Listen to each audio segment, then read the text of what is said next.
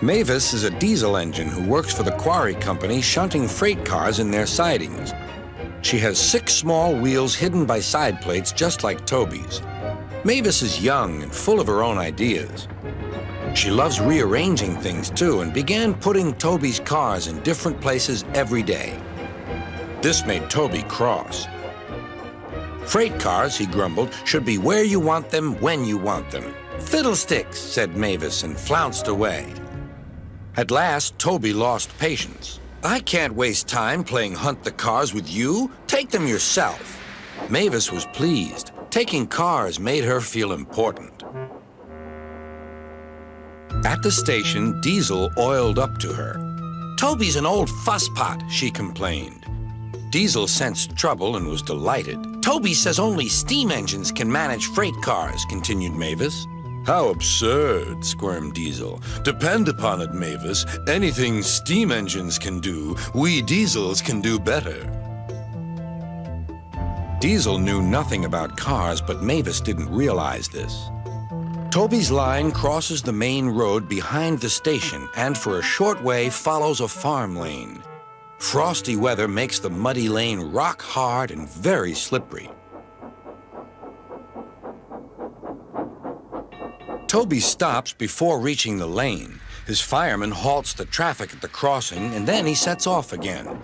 By using the heavy cars to push him along, he has no trouble with the frosty rails in the lane and across the road.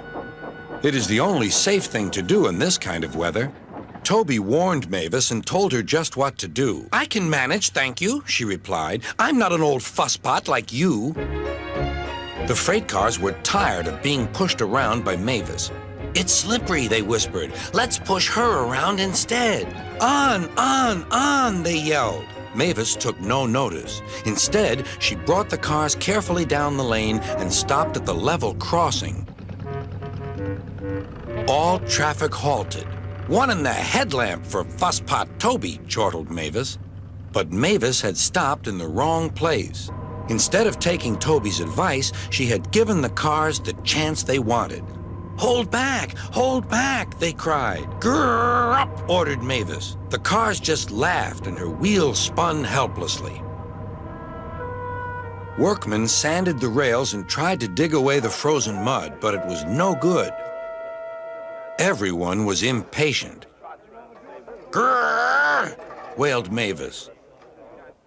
Toby was in the yard when he heard the news. I warned her, he fumed. She's young yet, soothed his driver, and she can manage her cars herself, interrupted Toby. They're your cars, really, his driver replied.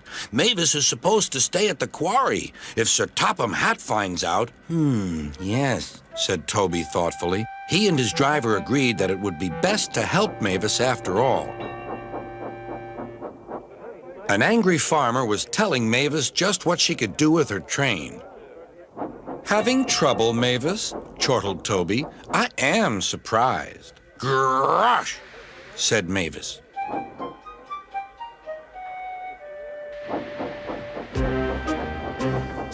With much puffing and wheel slip, Toby pushed Mavis and the freight cars back.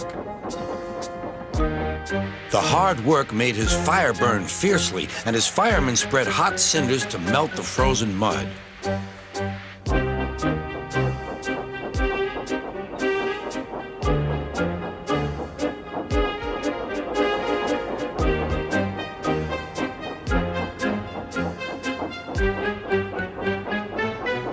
At last, they finished. Goodbye, called Toby. You'll manage now, I expect. Mavis didn't answer. She took the cars to the sheds and scuttled home to the quarry as quickly as she could.